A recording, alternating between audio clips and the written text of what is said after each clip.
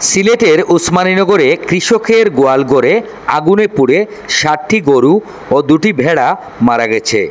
শুক্রবার দিবাগত রাত ৩টার দিকে উপজেলার সাদিপুর ইউনিয়নের গাবুরটিকি গ্রামে এই অগ্নিকাণ্ডের ঘটনা ঘটে। এতে কৃষক নির্মল সূত্রধরের প্রায় ৪.৫ লক্ষাধিক টাকার ক্ষয়ক্ষতি হয়েছে বলে ফায়ার সার্ভিস সূত্র জানায়।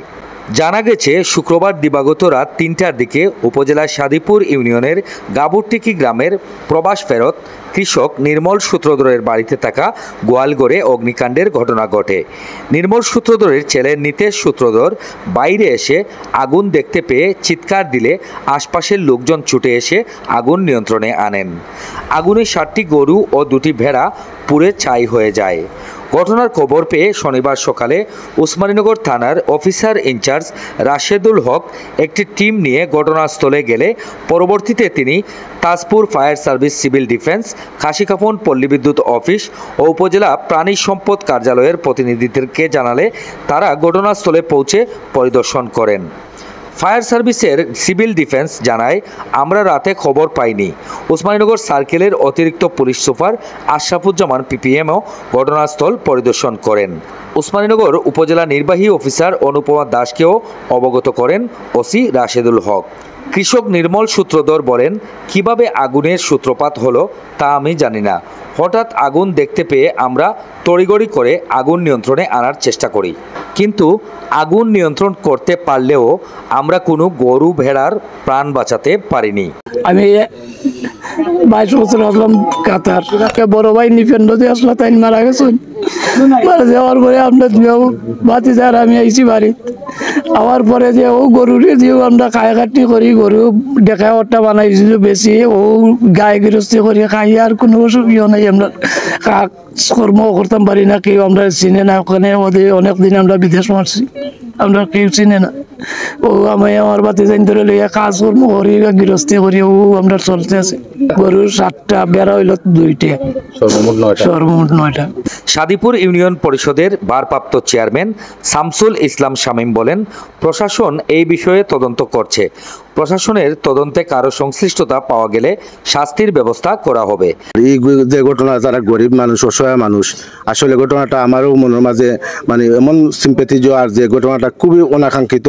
এটা তদন্ত করলে ইনশাল্লাহ বাইরে আসবো। তো বিদ্যুতের সরকার সার্কিট তাই আগুন লাগে বা কেউ যদি দুশ্মনী করিও লাগায়, এটা তদন্ত করলে বাইরে বইনো আমরা থানার ওসি সাহেব আসলা বা পানি সম্পদ কর্মকর্তা যারা আছেন, তারাও একটা দিক নির্দেশনামূলক বক্তব্য দেওয়া গেছেন। এর লাগে আমি অনুরোধ করলাম যে সুষ্ঠু তদন্ত করিয়া প্রকৃত ঘটনা যেটা এটা উদ্ঘাটন করার লাগে। তাজপুর ফায়ার সার্ভিস ও সিভিল ডিফেন্সের স্টেশন অফিসার অপু মিয়া বলেন, আগুনে পুড়ে প্রায় 4.5 লক্ষাধিক টাকার ক্ষয়ক্ষতি হয়েছে। আগুনের খবর পাইনি, পেলে তাৎক্ষণিক ব্যবস্থা গ্রহণ করা হতো। এটা বৈদ্যুতিক শর্ট সার্কিট থেকে হতে পারে। আনুমানিক ক্ষতি হয়েছে এখানে 4 থেকে 4.5 লাখ টাকা। উসমানীনগর থানার অফিসার ইনচার্জ রাশেদুল হক বলেন, খবর পেয়ে আমরা ঘটনাস্থল পরিদর্শন করেছি। প্রাথমিকভাবে ধারণা করা হচ্ছে বৈদ্যুতিক শর্ট সার্কিট থেকে আগুনের সূত্রপাত হয়েছে। আমরা এ বিষয় নিয়ে তদন্ত করছি। নির্মল সূত্রধরের বাড়িতে একটা দুর্ঘটনার সংবাদ পেয়ে আসছি। ওনার পরিবার সূত্রে আমার থানাতে সংবাদ গিয়েছিল, কে বা কারা ওনার গোয়ালঘরে আগুন লাগিয়ে দিয়েছে।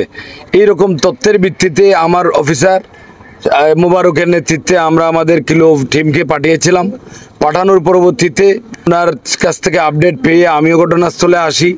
আমি বিষয়টা ফায়ার সার্ভিসকে অবহিত করি। ফায়ার সার্ভিসের ইনচার্জ স্টেশন অফিসার জনাব অপু, উনিও ঘটনাস্থলে উপস্থিত হয়েছেন। আবার ডিজিএম মহোদয়কে ব্যাপারটা আমি অবগত করি। ডিজিএম মহোদয়ের প্রতিনিধি ইঞ্জিনিয়ার সাহেব, এখানে যারা লাইনম্যান ওনারাও আসছেন, সাথে লাইভ স্টক অফিসারের প্রতিনিধি আসছেন।